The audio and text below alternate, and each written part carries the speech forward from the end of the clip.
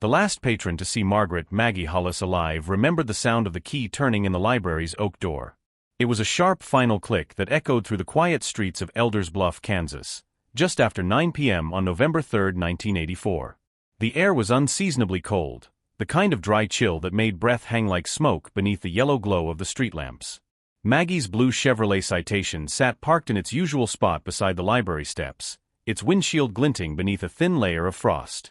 She was the only person who ever stayed that late, cataloging new arrivals and balancing the library's ancient checkout ledger by hand, as she'd done for 15 years.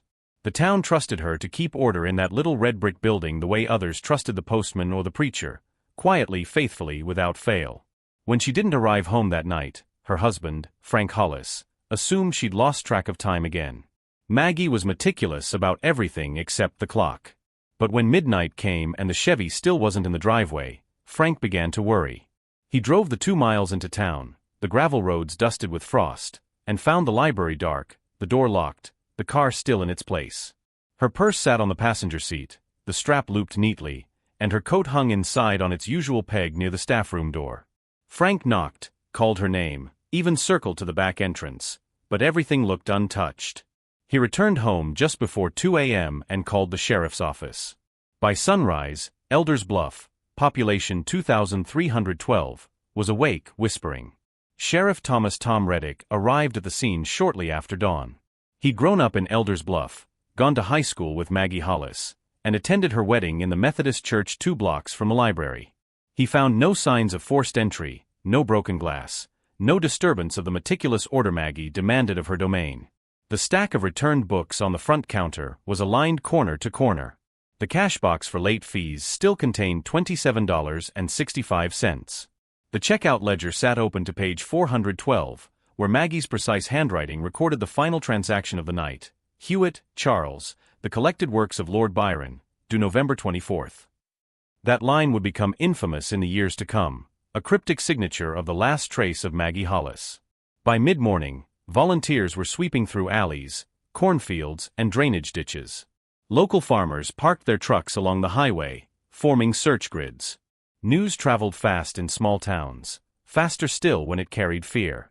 The Elders Bluff Public Library had never been a place of danger, and the notion that its quiet librarian might have met with violence felt obscene, like profanity spoken in church. But as the hours turned into a day, and the day into a week, the word missing gave way to presumed dead.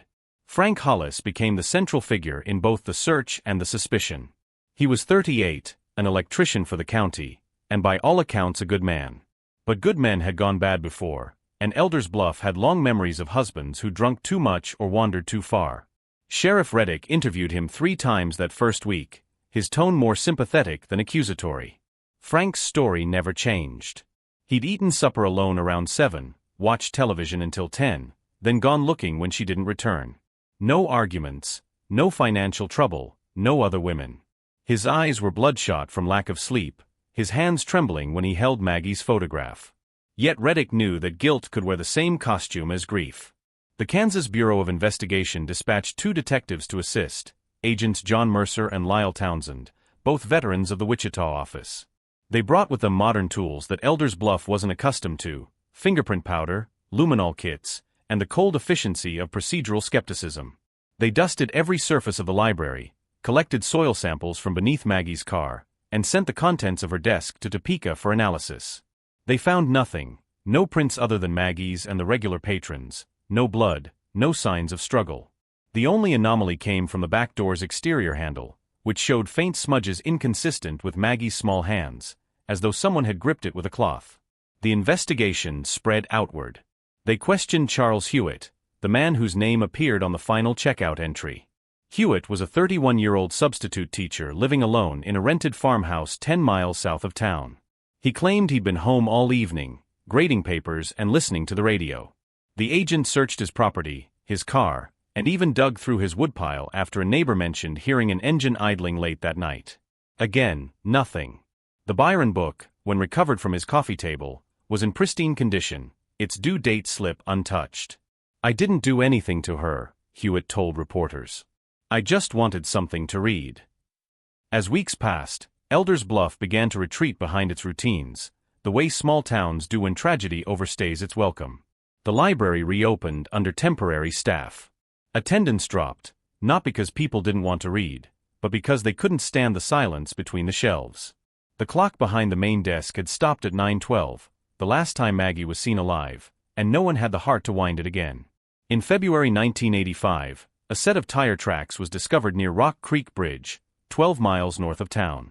The tracks matched the general tread pattern of Maggie's Chevrolet Citation, but they led only to the water's edge and stopped abruptly, the gravel washed smooth by months of winter runoff.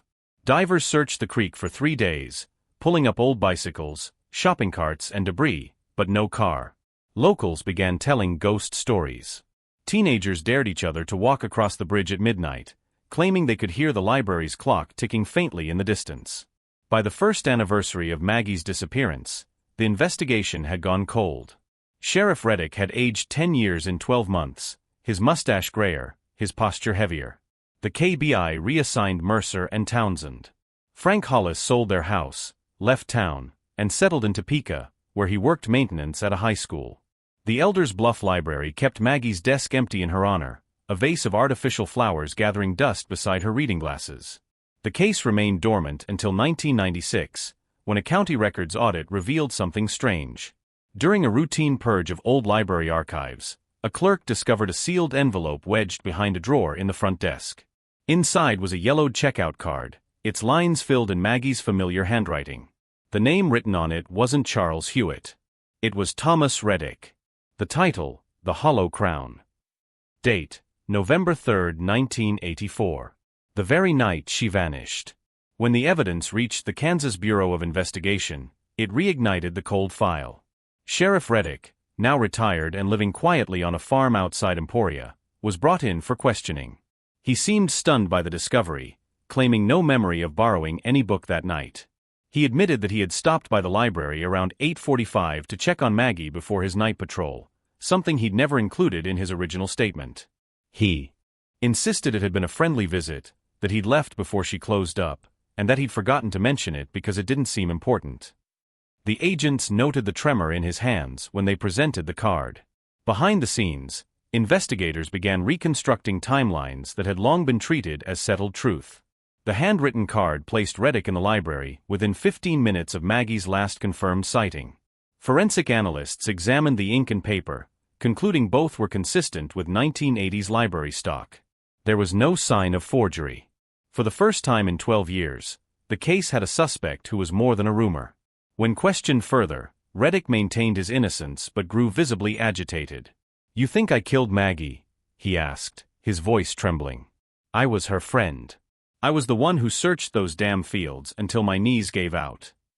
His lawyer advised him to stop cooperating, and the interviews ended without charges.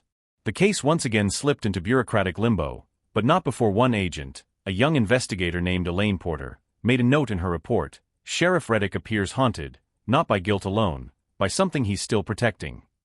Elaine Porter would become the one to carry Maggie Hollis's name into the 21st century.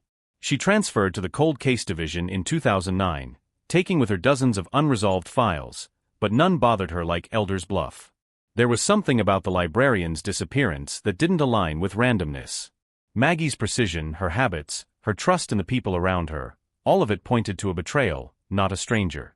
Porter began digitizing the old records, entering every interview, every photo, every piece of evidence into a searchable database. That's when she noticed something no one else had mentioned in 25 years. On the night of November 3, 1984, the library's phone log showed a call placed at 9:19 p.m. to the home of Sheriff Thomas Reddick. When Porter visited the archives to retrieve the original phone log sheet, she found the top corner torn off, as though someone had tried to remove the evidence years earlier. The call's timestamp remained, but the duration had been scrawled over in ink. Porter leaned back in her chair, the hum of the scanner filling the silence, and whispered, "Maggie called him." The weight of that realization settled like dust on every page of the old file. Whatever happened in Elders Bluff that night didn't end at the locked library door. It began there, and it began with a phone call. Maggie's call to the sheriff's home phone lasted 43 seconds. That small detail, recovered from the telecommunications archive months later, became the fracture point in a story that Elders Bluff had tried for decades to forget. 43 seconds. Long enough for a greeting, a hesitation, a single unfinished sentence. The operator logs from 1984 offered only one clue: the call had been terminated by the library's receiver, not the sheriff's. Detective Elaine Porter sat in the glow of the Kansas Bureau's cold case unit monitors, replaying the sequence of events like a ghost story told through data. The phone call, the locked doors, the stopped clock. Every fragment pointed back to a moment between 9:15 and 9:20 p.m., a gap so small it could hide a lifetime of deceit. When she re-examined the interview tapes from that week, she noticed something else. During one recording, taken on November 6, 1984, Sheriff Reddick had mentioned receiving a strange call at home that night, but the statement had been crossed out in the transcript margin with a red pen. Someone in the department had edited it before the file was finalized.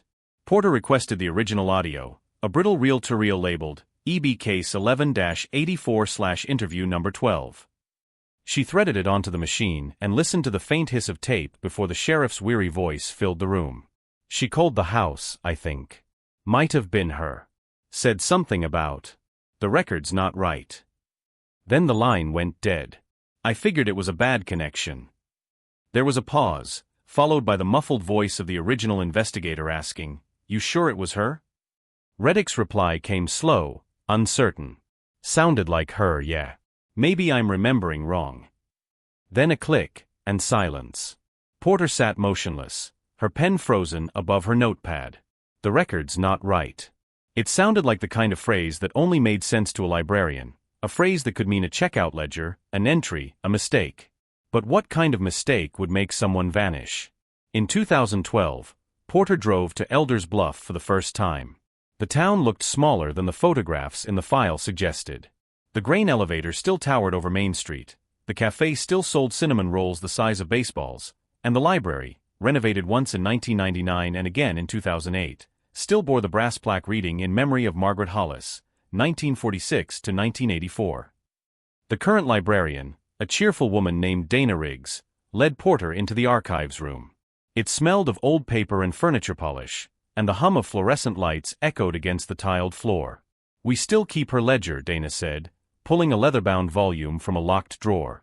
"People ask to see it sometimes, true crime tourists mostly. Gives me the creeps." The ledger's pages were brittle, the ink faded to brown, but Maggie's script was unmistakable, upright, deliberate, slightly tilted to the right. Porter flipped to November 3, 1984. The entries were as the reports described, a handful of routine checkouts, then Hewitt, then nothing. But as she tilted the page under the light, a faint impression appeared beneath the last line, as though someone had pressed down too hard while writing on the following sheet. Porter fetched a magnifying glass. The indentations formed a single name, barely legible, red, followed by a jagged line where the pen had ripped through the paper. When she showed the finding to her supervisor, he warned her not to get carried away. "We're not reopening cases on ghosts," he said. "You want to chase nostalgia, do it on your own time." So she did. For 3 years, Porter spent weekends driving the backroads around Elders Bluff, talking to anyone who'd been alive in 1984. Most of them remembered Maggie with affection, her punctual smile, her weekly visits to the elementary school, her habit of whistling under her breath when she was nervous. Others remembered Reddick's silence after she vanished. "He took it hard," said one retired deputy. "Wouldn't talk about it. You'd think she was his own kin." Another recalled seeing his patrol car parked behind the library after 10 p.m. that night, but no one had written it down because, as the man said, Tom was the law. By 2016, both Maggie's husband and Charles Hewitt were dead. The only living witnesses left were those who'd been children then, old enough to remember the search parties, too young to have been questioned. Porter tracked one down, a woman named Karen Bishop, who'd been 16 in 1984 and worked part-time shelving books. They met at a diner off Highway 24, the air thick with the smell of fried onions. "You're the first one to ask me in 30 years, Karen said, stirring her coffee. "I always thought it was strange. Sheriff Reddick came back to the library around 10 that night. I saw his car when I was biking home. Didn't tell anyone. He was the sheriff, you know? I figured he had a reason." That statement was enough for Porter to formally reopen the case file under the KBI's Historical Homicide Initiative. The next step was to re-examine physical evidence, if any remained. The old evidence boxes were buried in the basement of the county courthouse, their cardboard edges soft from moisture. Inside one box labeled EB case/personal effects lay Maggie's reading glasses, her keyring, a fountain pen, and the yellowed checkout card bearing Reddick's name. Porter submitted all of it for modern DNA analysis. Results came back 2 months later. Partial male DNA on the back of the card, too degraded for Cody's, but sufficient to compare against living individuals if a sample could be obtained. Getting one from a retired sheriff wasn't easy. Reddick was 81, widowed, living in a nursing home in Emporia. His medical proxy, a distant niece, refused consent for voluntary testing. Porter turned to legal channels, petitioning the county court for a warrant under the Justice for Cold Cases statute passed in 2015. It took 6 months of paperwork, but in July 2017 she drove to Emporia with a court order in her glove box and a swab kit on the passenger seat. Reddick met her in the facility's rec room, surrounded by puzzles and the faint hum of television static. His eyes were cloudy, but when Porter introduced herself, a flicker of recognition crossed his face. "You're the one who keeps asking about Maggie," he said softly.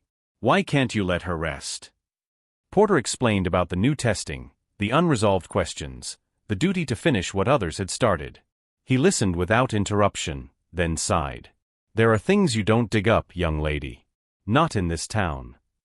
When she asked if he would provide a sample voluntarily, he smiled sadly. "You already have everything you need." It wasn't consent, but it wasn't refusal either. The court order allowed collection under supervision. As the nurse swabbed his cheek, Reddick whispered something Porter almost didn't catch. "She called me because she found it." The results arrived 3 weeks later. The DNA on the checkout card was an exact match to Reddick's buccal swab. It was proof that he had handled the card after Maggie wrote his name, but not when or why. Porter knew it wasn't enough for an indictment. The statute of limitations for most evidence tampering had expired decades ago, and the sample didn't directly prove homicide. Yet it confirmed that Reddick had been inside the library later than he ever admitted. The revelation stirred the press. Local papers ran headlines like "Cold Case Points to Former Sheriff." Television crews returned to Elders Bluff, interviewing residents who hadn't spoken on camera in 30 years. Dana Riggs refused to reopen the library to reporters, hanging a handwritten sign that read, "Please let the dead rest." Reddick's family issued a statement denying wrongdoing, emphasizing his decorated career and health decline. Within weeks, online forums were filled with theories. Reddick and Maggie were having an affair. Maggie uncovered corruption in the department. Reddick silenced her to protect his reputation. Porter ignored the noise and kept digging. Her next lead came from a box mislabeled "Inventory, Non-Evidentiary." Inside, wrapped in brittle newspaper, was a cassette tape labeled "Library Security, November 1984. Elders Bluff hadn't had full surveillance cameras, but Maggie had recorded late shifts using a small dictation recorder to document book returns for audit. The tape was warped, the sound distorted, but one section survived. At 9:14 p.m., footsteps echoed, followed by the creak of the front door. Maggie's voice said, "Sheriff, you scared me." A pause. "No, it's fine. I just thought you'd gone home." Then a sound, metal on wood, and her breath catching. "That's not supposed to be in here," she said quietly. The tape ended in static. Porter sat in the evidence room long after midnight, replaying that final exchange. The audio was too faint for forensic enhancement to reveal the missing words, but the implication was clear. Reddick had been there, and something, some object, had frightened her. What wasn't supposed to be in there? A weapon? A file? A book? She went back to the library one last time. Beneath the rebuilt floors, contractors had preserved fragments of the original foundation. Porter convinced the county commissioner to authorize limited excavation of the subbasement, now used for storage. The crew began early in the morning, jackhammering through old concrete that hadn't been touched since the 1980s. Around noon, one of the workers called her over. In a cavity beneath the slab, wedged between crumbling bricks, lay a single human bone, a left radius, still wearing a tarnished silver bracelet etched with the initials MH. Within days, the Kansas Bureau declared the site an active crime scene. Forensic teams excavated methodically, uncovering partial remains consistent with a small adult female. Dental records confirmed what everyone already knew. After 33 years, Margaret Hollis had finally been found, less than 6 feet beneath the floor where she'd spent her working life. Alongside her bones were fragments of cloth from a sheriff's department jacket and a rusted brass key stamped "Storeroom 2." Reddick died 2 days before the warrant for his arrest was signed. A stroke took him in his sleep at the Emporia facility. When Porter arrived to deliver the news of the discovery, the nurses handed her a small envelope left on his bedside table. Inside was a single library card, blank, except for a line written in shaky pen. She was never supposed to find the record. For Elders Bluff, the revelation detonated like a bomb buried for decades. Newspapers ran retrospectives on the beloved sheriff turned secret killer. The library closed for 6 months, then reopened with a memorial reading room dedicated to Maggie's memory. Her portrait now hangs beside the circulation desk, her glasses framed beneath it. Locals still lower their voices when discussing what the sheriff had hidden in that library, what record he'd altered, what truth Maggie discovered. Some believe she found evidence of departmental corruption, missing funds, maybe a cover-up tied to a 1983 shooting case. Others think it was personal, a ledger of borrowed books that revealed an affair, a betrayal, a motive steeped in shame. Detective Elaine Porter filed her final report in March 2019. In her closing statement she wrote, "Justice does not always arrive on time. Sometimes it waits beneath our feet, buried in silence, until someone is willing to listen." And though the official cause of death for Margaret Hollis was listed as homicide by blunt force trauma, the town of Elders Bluff speaks of her differently. They say that every night, when the library closes and the last patron leaves, the clock behind the front desk ticks 1 minute past 9:12, then stops, as if the building itself remembers. In the weeks that followed the discovery beneath the Elders Bluff Library, the town existed in a haze of disbelief and macabre fascination. Reporters swarmed the quiet Kansas streets, their vans clogging Main Street and parking outside the diner that once served as the town's unofficial gossip hub. Satellite dishes pointed toward the horizon like mechanical sunflowers. Television crews interviewed anyone willing to talk. For the first time in decades, Elders Bluff appeared on the national evening news. The lead story wasn't about crops or weather or the county fair. It was about bones, betrayal, and a sheriff's secret buried under the very institution meant to preserve knowledge. The locals were torn between outrage and guilt. "We trusted him," one elderly man told a journalist, his voice shaking. "Tom Reddick baptized my grandson." Others refused to speak at all, closing blinds and locking doors as if the cameras might somehow steal what little innocence they had left. A few families removed his photograph from their walls. Reddick's framed portrait had hung for years in the town hall alongside other long-serving officials, but others argued it should remain, a reminder that monsters sometimes wore badges. The debate turned bitter. At a city council meeting, a shouting match broke out between residents who wanted his legacy erased and those who couldn't reconcile the man they'd known with the killer described in Porter's report. Elaine Porter stayed in town longer than planned. The official investigation was technically complete. There would be no trial, no confession under oath, but loose ends gnawed at her. The record Maggie had mentioned, the object she wasn't supposed to find, still hadn't been identified. Porter believed the answer lay in the library's archives. Over the following months, she combed through storage boxes, microfilm reels, and ledgers from the 1980s, looking for anything unusual. On the surface, everything seemed banal: late fees, book orders, correspondence with the State Library Board. Yet she felt the story was incomplete, as if a missing page had been torn out of a book mid-sentence. Her persistence eventually drew the attention of the county commissioners, who politely suggested that the town needed to heal. Translation: stop digging. But Porter couldn't.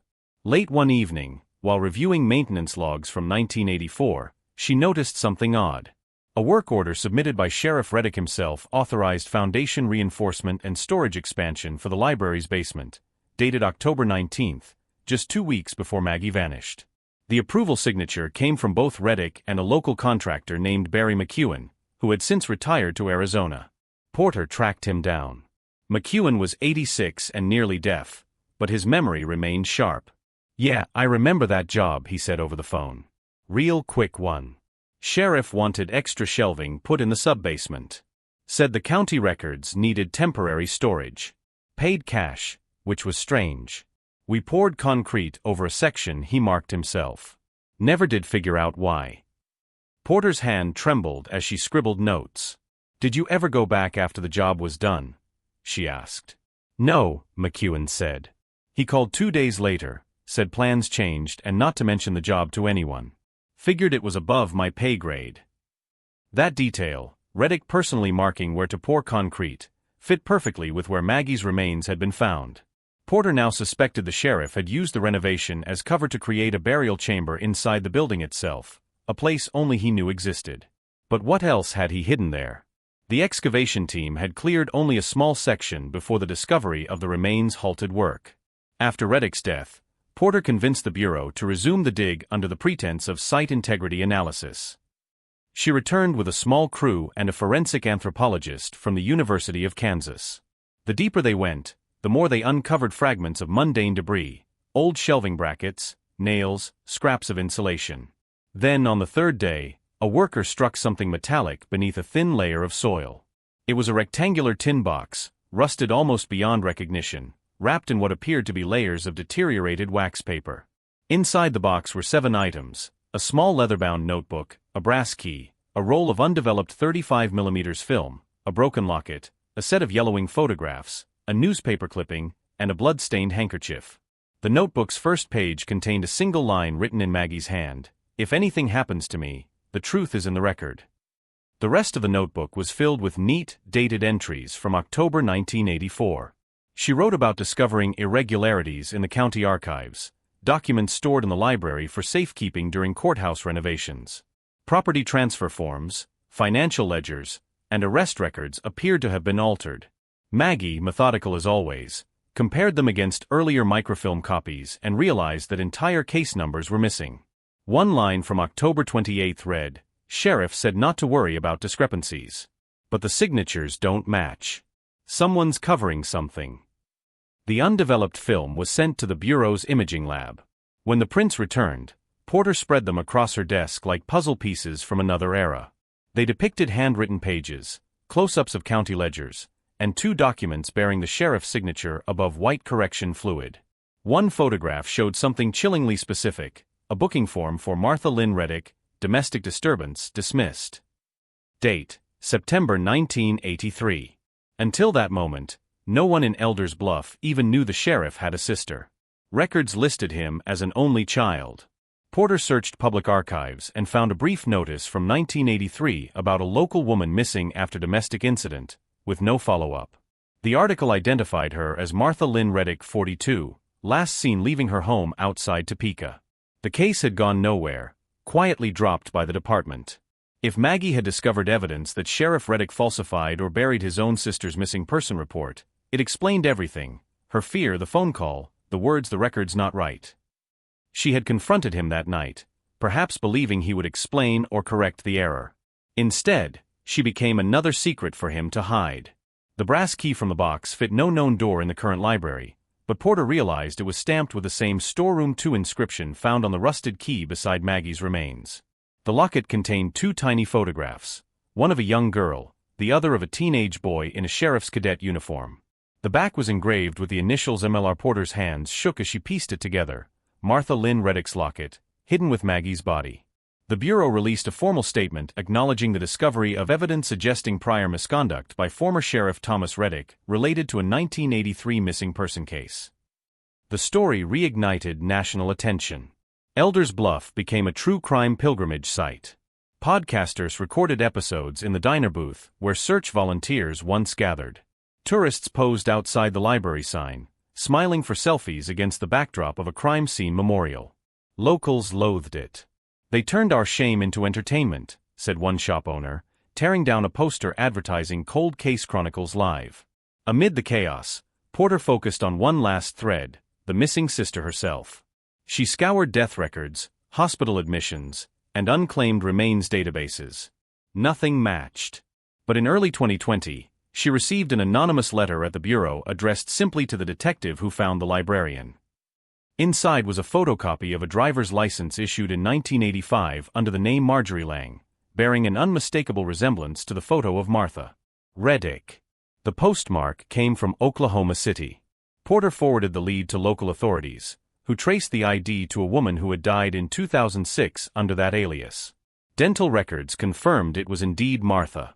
The autopsy listed her cause of death as accidental carbon monoxide poisoning, but the timeline raised questions. She had vanished in 1983, reappeared under a new identity 2 years later, and lived quietly for 2 decades. Why would Reddick falsify her disappearance if she'd survived? The answer emerged from Maggie's notebook. One entry mentioned unauthorized withdrawals from the county widow's fund, signed off by the sheriff himself and a witness listed as M.L. Reddick. If his sister had helped him embezzle funds, and later threatened exposure, Reddick might have orchestrated her disappearance on paper to protect them both.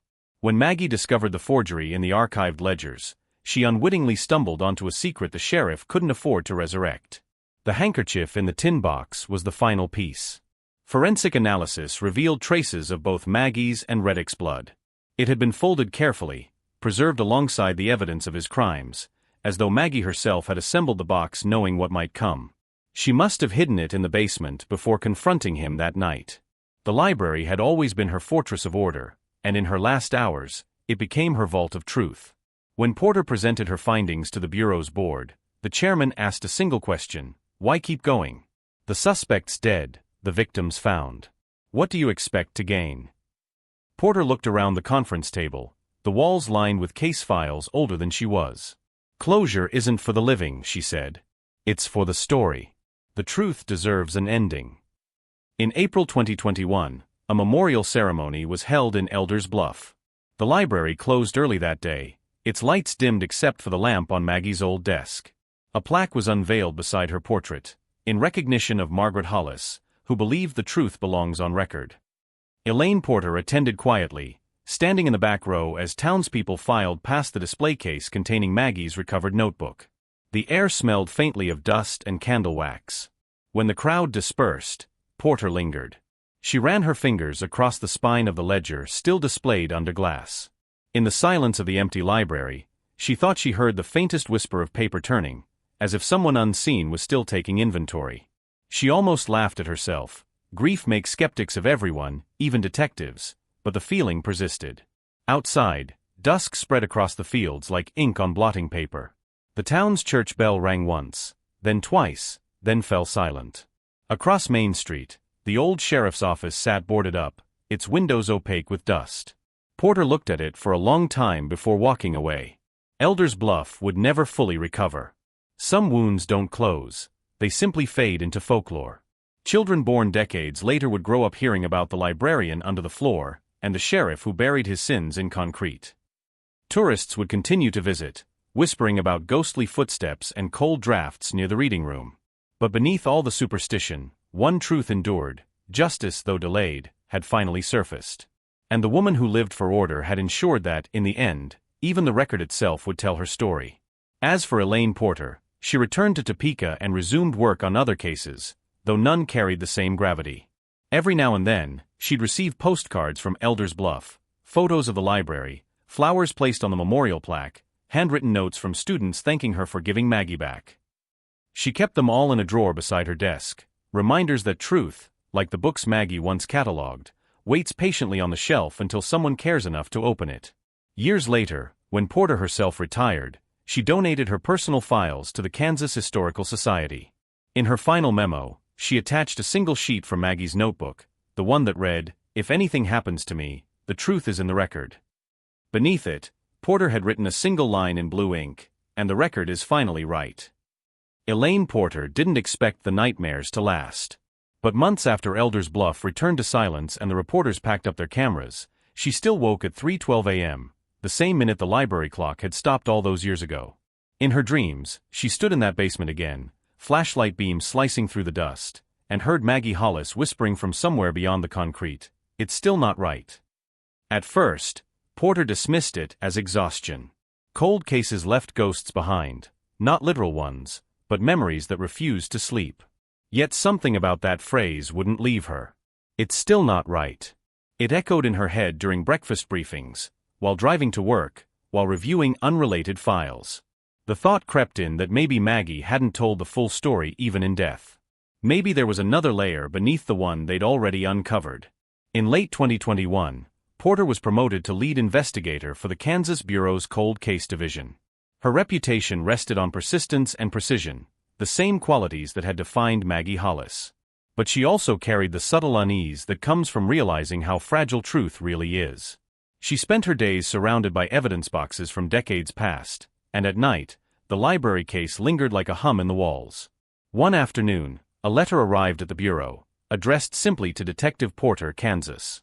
The return address was smudged, but the postmark read Marion County. Inside was a single Polaroid photograph. It showed the Elders Bluff Library basement, recent by the look of the lighting, and in the corner, chalk markings that hadn't been there when the excavation ended. 3 letters scrawled on the wall in faint white dust, MLR. Porter froze. Martha Lynn Reddick. The sheriff's sister. The one presumed dead in Oklahoma. But she was long gone, her body identified, her case closed. Who had access to the basement now? She phoned the county commissioner, who swore the area had been resealed after the investigation. No one's been down there, he insisted. We poured fresh concrete. Porter faxed him the photo. There was a long silence, then a muttered, "I'll have to get back to you." 2 days later, she drove to Elders Bluff herself. The air carried that faint autumn bite that smelled of cut hay and wood smoke. The library looked ordinary again, new carpet, fresh paint, a children's reading banner over the front door. But Porter noticed something the locals didn't. The clock behind the front desk now worked, its hands moving normally. "We had it fixed last spring," the librarian explained proudly. "It stopped working for years." "Strange, huh?" Porter smiled thinly. "Strange," she agreed. The county maintenance office gave her permission to inspect the basement once more. She descended the narrow stairwell, flashlight in hand. The new concrete gleamed dull gray beneath the beam, smooth and featureless. She traced the walls until she reached the corner shown in the Polaroid. Nothing. No chalk, no writing. Only dust and silence. She was about to turn back when the light caught something, a faint, circular discoloration on the floor about 3 feet across. Porter crouched. The ring looked like water damage, but when she brushed her fingers over it, she felt a shallow indentation, almost like a lid sealed beneath the cement. She knocked gently. The sound came back hollow. Within a week, she'd obtained a warrant to reopen the floor. Officials groaned. The town council complained about more disruption. But the Bureau authorized limited excavation, citing unverified evidence of secondary concealment. When the crew broke through the concrete, a puff of stale air escaped, a sealed cavity, maybe a foot deep, containing a metal filing cabinet so corroded that the drawers had fused shut. It took hours to pry one open. Inside were dozens of folders wrapped in plastic. The labels were handwritten in Maggie Hollis's tidy script. Each folder contained copies of county documents from the early 1980s, arrest records, financial ledgers, personnel files, all duplicated with notations in red ink. Maggie had been building a shadow archive. She must have known she couldn't expose Reddick directly, so she'd hidden the evidence where only someone persistent enough to find her would look. But one file in particular stood out. Its tab read Reddick, M.L. Porter's pulse quickened as she opened it. Inside were a birth certificate, adoption records, and a handwritten note. The certificate listed Martha Lynn Reddick as mother, and father unknown. But attached to the back was a later document, adoption finalized, 1965. Child, Thomas Allen Reddick. The sheriff wasn't Martha's brother. He was her son. The revelation twisted the story into something darker than anyone imagined. If Martha had given birth at 19 and passed the child off as her brother to avoid scandal, the entire town would have lived a lie for decades. When she resurfaced in the 1980s, threatening to expose the truth, Tom would have risked losing everything: his career, his reputation, his identity. Maggie, in uncovering the falsified disappearance report, had unknowingly stumbled upon a family secret that stretched back a generation.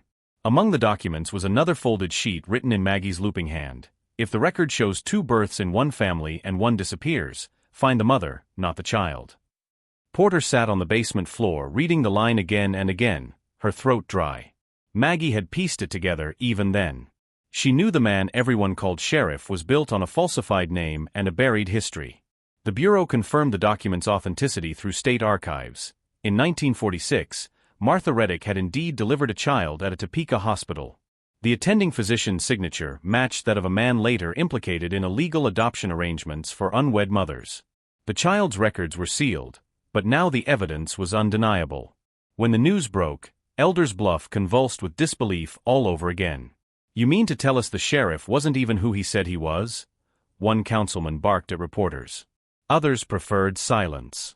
The county issued a formal apology to the Hollis family, what little remained of it, and voted to permanently preserve the library basement as a historical exhibit. The plaque now read, "Site of the Hollis discovery, a reminder that truth buried is truth deferred." For Porter, the revelation brought neither joy nor closure. It felt instead like the final footnote in a tragedy written in generational ink. She spent weeks cataloging Maggie's hidden archive, scanning every page for digital preservation. Each folder contained more evidence of quiet corruption, funds diverted, missing persons reclassified, crimes unreported. The sheriff's office under Reddick had been less a guardian of law than a smokescreen for his personal empire. And through it all, Maggie had chronicled the truth, trusting that one day, someone would read the record correctly. After the exhibit opened, Porter returned one last time. The librarian, now older, gray at the temples, let her in after closing. Together they walked through the basement, now lit softly by recessed lights. The air smelled of fresh paint and disinfectant. The hollow chill that had once filled the room was gone, replaced by quiet reverence. Beneath glass cases lay Maggie's ledger, her notebook, and the rusted tin box that had started it all. Porter paused before the display containing the newly discovered file. A group of schoolchildren had visited earlier that day, leaving behind a note taped to the case. "Thank you, Ms. Hollis, for keeping records safe." She smiled faintly. For all the horror buried here, the message felt pure. As she turned to leave, her eyes fell on the far wall, the one where the Polaroid had shown the chalk letters. Something faint glimmered under the paint, barely visible except under the slanted light. She stepped closer. It wasn't chalk after all, but carved letters, shallow and deliberate, filled in with white dust from the concrete, M.H.&E.P. Porter touched the inscription gently. She didn't know if workers had carved it to honor them or if it had been there before, hidden until light found the right angle. Either way, it felt like an acknowledgement, a silent thank you from one meticulous woman to another. That night, Porter stayed at the local motel, the same one where search volunteers had slept during the 1984 hunts. She couldn't shake the feeling that the story wasn't finished, not really. The next morning, she visited the cemetery on the hill overlooking town. Maggie's headstone stood beside a blooming dogwood tree, its marble clean and new. Someone had left an old library card tucked into the flowers. On it, written in elegant penmanship, were the words, "The record is right." Porter laughed softly. Maybe the town had finally learned what Maggie tried to teach them, that truth isn't just facts on paper, it's the courage to keep turning pages, even when the ending terrifies you. She stayed there for a long while, until the wind picked up and scattered petals across the grass. As she drove away, the library clock struck 9. Through her rearview mirror, she saw the building bathed in sunlight, ordinary again.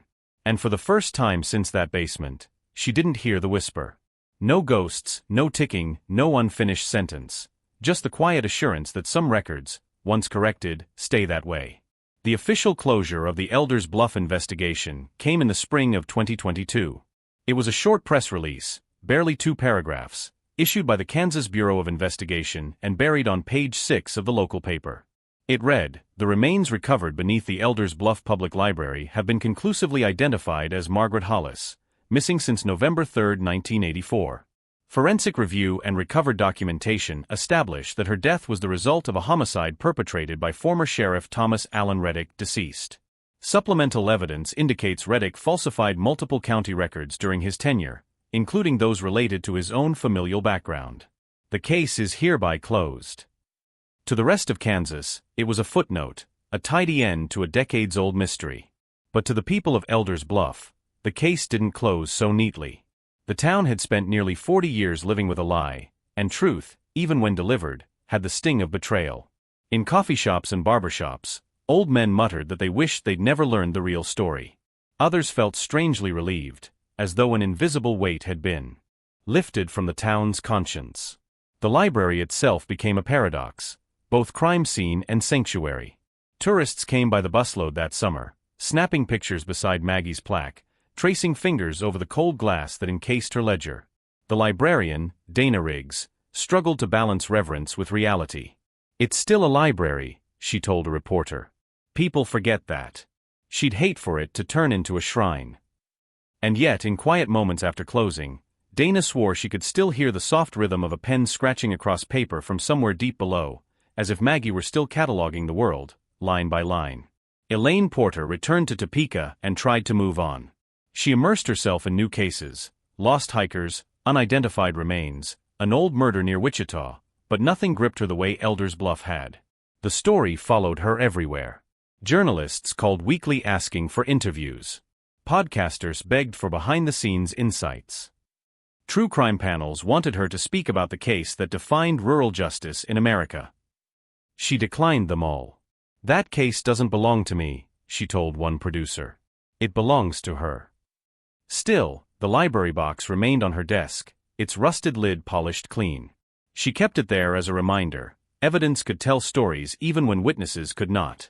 Sometimes, late at night, she'd take out Maggie's notebook and read her entries aloud, letting the voice of the long-dead librarian fill the room.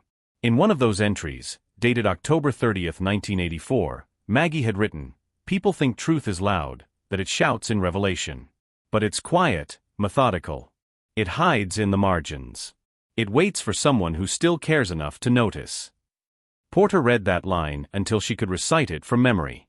By autumn of that year, she began work on a bureau-sponsored archival project called Echo Files, a digital index of unsolved or disputed cases across rural Kansas. The idea came from Maggie's system: careful cross-referencing, handwritten notes, and redundancy. Porter insisted that every file include a truth appendix, a space where investigators could record what felt wrong even when they couldn't yet prove it. "That's where the next Maggie will start," she said. The project drew national attention. Other states adopted similar systems, calling them Porter Protocols. Yet Elaine herself avoided the spotlight. She spent her evenings in her small bungalow outside Topeka, tending a garden and feeding a stray cat she'd named Byron, after the last book Maggie ever checked out. Then, one chilly evening in November 2023, a letter arrived. No return address, just her name written in blue fountain pen ink. Inside was a single sheet of paper torn from an old library catalog card. On the back, someone had written, "You corrected the record. Now look at who wrote it." Beneath the note was an archival stamp she recognized instantly: Elders Bluff Public Library. She drove down the next morning. Dana met her at the door, confused but welcoming. "Everything's normal," she said. "No new donations or anything." Porter asked to see the archives anyway. Together they opened the locked cabinet where Maggie's shadow archive had been preserved. Everything looked untouched, except one folder had been moved. The label read Acquisitions 1984.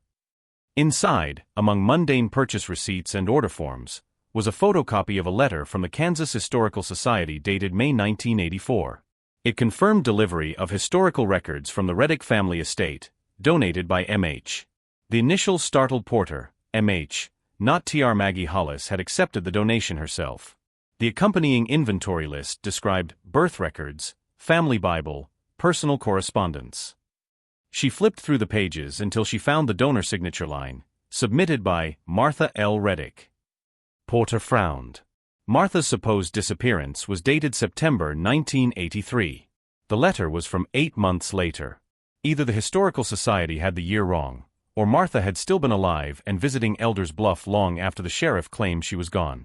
If true, it changed everything again. She contacted the society, requesting the original deposit file. The archivist, an elderly man named Kent Willis, hesitated. "You might want to see this yourself," he said. "We've been keeping something in restricted storage since your investigation." When Porter arrived in Topeka, he led her to a basement vault filled with acid-free boxes. From one, he retrieved a small bound volume wrapped in parchment. "This came with the Reddick donation," he explained. "A family diary, early 1900s. But look at the last page." The handwriting shifted from spidery cursive to something modern, ink bleeding slightly through the old paper. The final entry was signed MLR, 1984, and read, "I gave him my name so he could have a life. Now he buries lives to protect that name. If anything happens, the librarian knows." The librarian knows. Maggie again. It was as if both women had sensed the same approaching storm and recorded breadcrumbs for each other across time. Porter copied the diary page and placed it into the Bureau archives under a new classification: Causality Documentation, Elders Bluff Extension. She didn't release the diary to the press. "Let the town rest," she told her supervisor.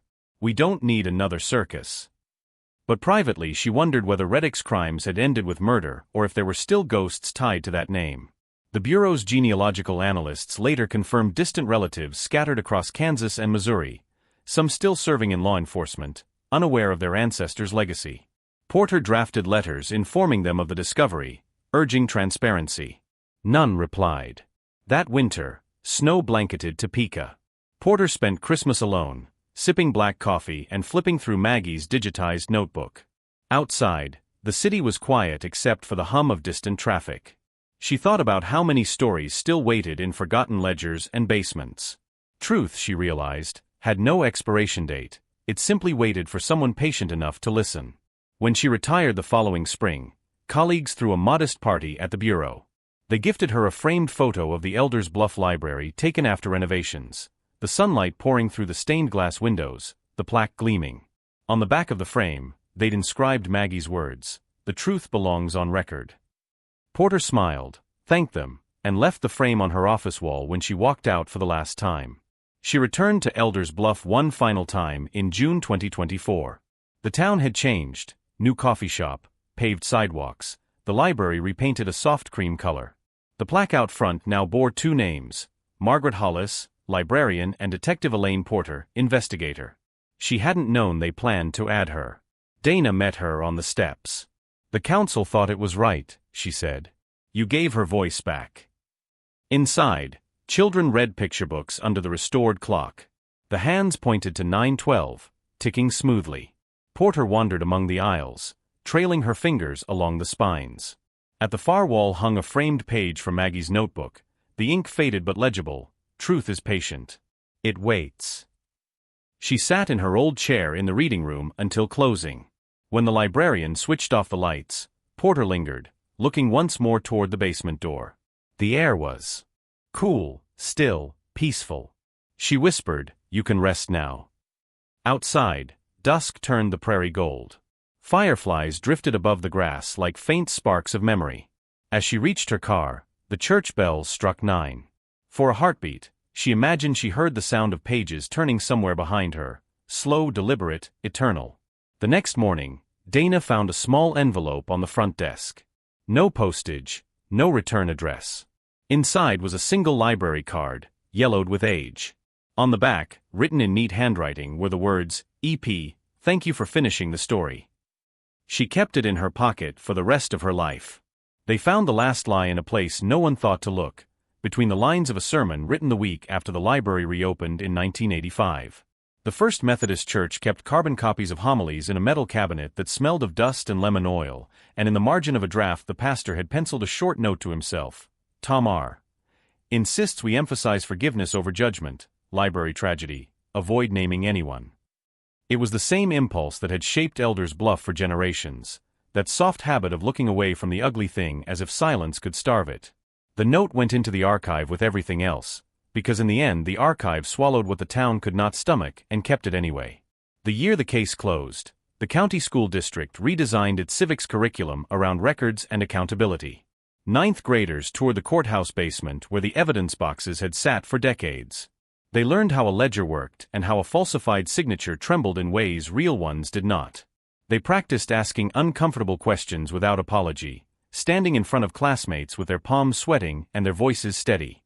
An English teacher began assigning a unit called Evidence Narratives, where students wrote the story of a single object, watch chain, library stamp, brass key, following it from one hand to another until it became the spine of a truth.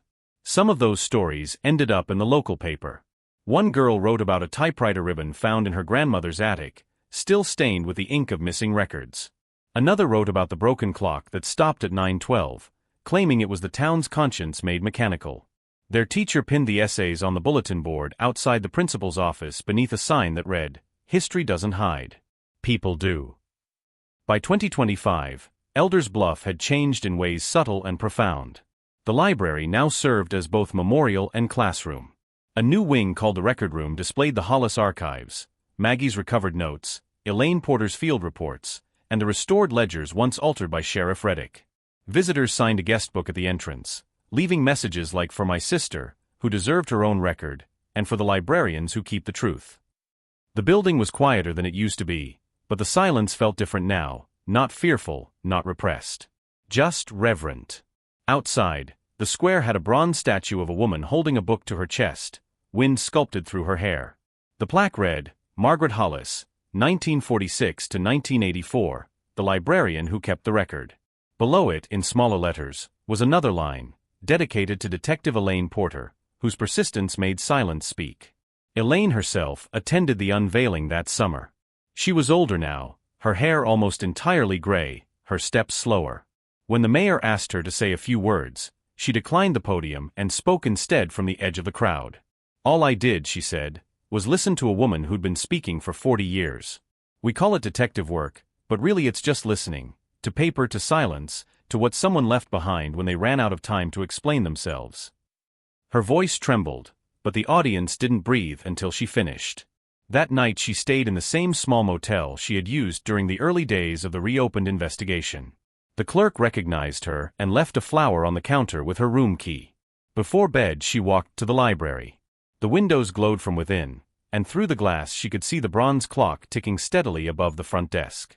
The hands read 9:12, and then slowly, they moved to 9:13. For the first time in 4 decades, the clock no longer stopped. She felt tears slip down her cheeks, unbidden, quiet. The wind carried the scent of lilacs from the churchyard, and somewhere far away a bell tolled. She whispered, "We fixed it, Maggie," and turned toward the darkening street. A week later, when she returned to Topeka, a package awaited her at her doorstep. No return address, just her name typed neatly on the label. Inside was an old brass library key, its teeth worn smooth with time. A small tag hung from it, reading, "For when you need to open another door." She laughed through tears and placed it beside Maggie's notebook on her shelf. In the years that followed, visitors to Elders Bluff would sometimes report hearing the faint rustle of paper at night in the record room, as if unseen hands were still sorting through unfinished stories. The librarians didn't deny it. They said the sound was just the building breathing, the heartbeat of truth, steady and patient, content at last. And so the story ended where it had begun, in a quiet Kansas town, beneath the hum of fluorescent lights and the smell of old books, where one woman's insistence on keeping perfect records outlasted a generation's silence. The ledger was balanced. The record was right. The town would remember.